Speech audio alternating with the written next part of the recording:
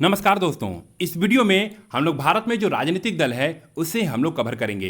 देखिए, ये टॉपिक हमारे सिविल सेवा के सिलेबस में भी है और वनडे एग्जामिनेशन में भी यहाँ से प्रश्न पूछा जाता है। यानी कि जो फैक्चुअल चीज़ें हैं वहाँ से वनडे एग्जामिनेशन में प्रश्न पूछा जाता है। इसलिए इन दोनों बातों को ध्यान में रखते हुए हम लोग इस टॉपिक को कवर करेंगे। तो चलिए शुरू करते हैं। यहाँ पे पहला पॉइंट है, वर्तमान में भारत में करीब 2044 पंजीकृत राजनीतिक दल हैं। यहाँ पे वर्तमान का मतलब है कि अब यदि आप इलेक्शन कमीशन के ऑफिशियल वेबसाइट पे जाएंगे तो वहाँ पे आप देखेंगे कि नवंबर 2019 तक भारत में जो पंजीकृत राजनीतिक दल की संख्या है वे 2044 है। देखिए, पहले ही पॉइंट से कितना बेहतरीन प्रश्न पूछा जा सकता है परीक्षा में। अब यदि मान लीजिए कि प्रश्न कुछ इस तरह से पूछ दे कि वर्तमान में भारत में पंजीकृत राजनीतिक दल की संख्या है और ऑप्शन दे दे 7, 8, 53 और 2044। ज्यादातर लोग 8 या फिर 53 पे चांस लेंगे। किसी का भी ध्यान 2044 की तरफ नहीं जाएगा। कोई ये सोच ही नहीं सकता है कि भारत में 2044 पंजीकृत राजनीतिक दल होंगे। लेकिन इसका सही जवाब क्या होगा? 2044। देखिए, यहाँ पे कहीं भी हमसे राष्ट्रीय दल या फिर राज्य दल की संख्या नहीं पूछा है। यहाँ पे हमसे पंजीकृत राजनीतिक दल की संख्या पूछा है, जिसकी संख्या है 2044। देखिए, ये संख्या देखने के बाद एक बात तो बिल्कुल स्पष्ट हो जाती है कि हमारे देश में राजनीतिक दल बनाना बहुत ही आसान है। ऐसा क्यों? क्योंकि राजनीतिक दल बनाने के लिए जो 2 शर्तें हैं उन शर्तों को भी जरा एक बार आप देख लीजिए। अब यदि मान लीजिए कि आपके पास 10,000 रुपए हैं और 100 सदस्य है तो आप इलेक्शन कमीशन के पास जा करके अपना एक राजनीतिक दल पंजीकृत करा सकते हैं। और इसके बाद यदि आपके दल को मान्यता मिल जाती है तो आप देश में 10 वर्ष तक चुनाव लड़ सकते हैं। देखिए, ये नया अमेंडमेंट है। पहले जो है 5 वर्ष ये समय था, लेकिन अब इसे बढ़ा करके 10 वर्ष कर दिया गया है। यानी कि एक बार मान्यता मिलने के बाद आप 10 वर्ष तक चुनाव लड़ सकते हैं। वर्तमान समय में भारत में 8 राष्ट्रीय दल हैं और 53 राज्य दल हैं। राष्ट्रीय दल हैं, इन राष्ट्रीय दल को किस तरह से मान्यता मिलता है इसे देख लेते हैं।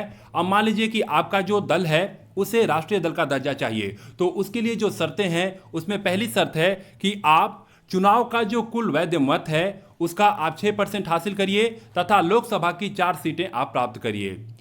यदि आप ये शर्त पूरा करते हैं तो आपके दल को राष्ट्रीय दल का दर्जा मिल जाएगा।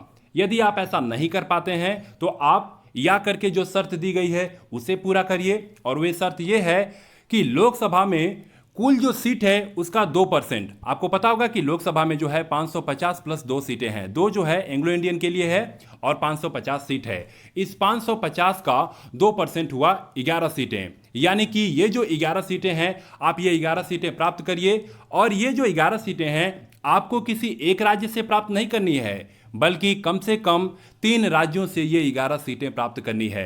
यदि आप ऐसा करते हैं तो आपके दल को राष्ट्रीय दल का दर्जा मिल जाएगा। यदि आप ये भी नहीं कर पाते हैं तो आप या करके जो शर्त दी गई है उसे पूरा करिए, और वे शर्त है कि कम से कम आप 4 राज्यों में राज्य दल का दर्जा प्राप्त करिए। यानी कि आप कुछ मत करिए, ये दोनों शर्तों को आप पूरा मत करिए। आप 4 राज्यों में केवल राज्य दल का दर्जा प्राप्त कर लीजिए, आपके दल को राष्ट्रीय दल का दर्जा मिल जाएगा।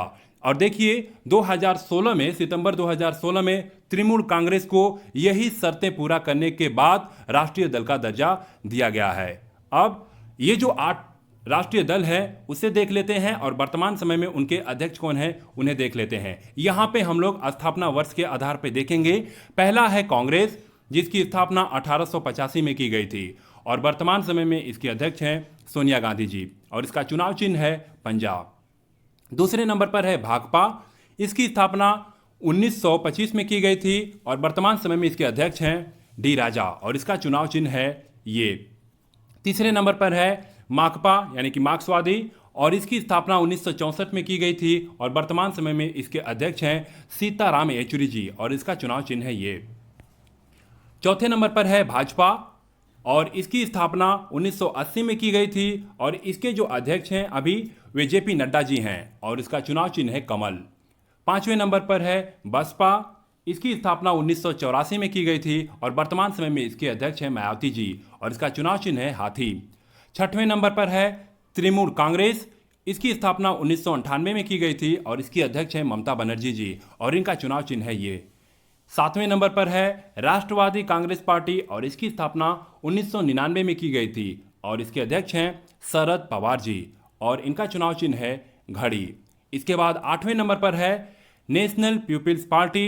इसकी स्थापना 2013 में की गई थी और वर्तमान समय में जो इसके अध्यक्ष हैं वे हैं कॉनराड संगमा और इनका चुनाव चिन्ह है किताब। यहाँ पे आपको एक बात ध्यान देना चाहिए, जैसे कि मैंने अभी आपको बताया भी है कि सितंबर 2016 में तृणमूल कांग्रेस को जो है पश्चिम बंगाल, अरुणाचल प्रदेश, मेघालय और त्रिपुरा में राज्य दल का दर्जा प्राप्त हुआ था, जिसके कारण उनके दल को राष्ट्रीय दल का दर्जा दिया गया है। अब इसके बाद राज्य दल देख लेते हैं तो वर्तमान समय में इसकी संख्या 53 है।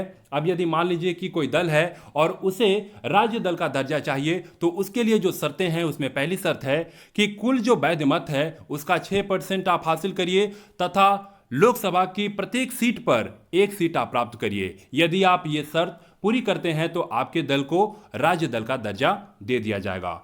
अब यदि मान लीजिए कि आप ये शर्त पूरा नहीं कर पाते हैं तो या करके जो शर्त लिखी गई है आप उसे पूरा करिए और वे शर्त है कि विधानसभा की कुल सीटों का 3% अथवा 3 सीट प्राप्त करने पर, यानी कि आपको विधानसभा में जो कुल सीट है उसका 3% आप हासिल करिए या अथवा 3 सीट हासिल करिए। और यहां पे एक बात और लिखा हुआ है, इन दोनों में से जो अधिक हो, यानी कि 3% या 3 सीट जो अधिक होगी वो यदि आप हासिल करते हैं तो आपके दल को राज्य दल का दर्जा दे दिया जाएगा।